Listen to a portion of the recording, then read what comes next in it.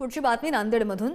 नांदेडच्या विष्णुपुरी प्रकल्पाचे जवळजवळ 10 दरवाजे उघडण्यात आलेले आहेत आणि गोदावरी नदीपात्रामध्ये 1 लाख क्युसेक पाण्याचा विसर्ग सध्या सुरू आहे। परभणी जिल्ह्यामध्ये झालेल्या मुसळधार पावसामुळे गोदावरी नदी दुथडी भरून वाहते।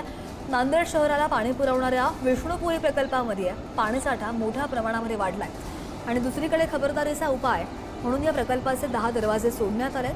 सध्या गोदावरी नदीपात्रामध्ये 1 लाख क्युसेक वेगाने पाण्याचा विसर्ग सुरू असून गोदावरी नदीला मोठा पूर आलाय आणि त्यामुळे नदीकाठच्या गावांना प्रशासनाने सतर्कतेचा इशारा सुद्धा दिलाय।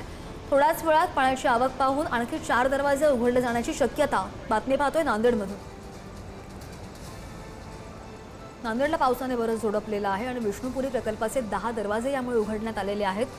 थोडा वेळ वाट पाहिली जाईल आणि परिस्थिती पाहून आणखी 4 दरवाजे उघडण्यात येतील अशी शक्यता असा अंदाज वर्तवला जातो।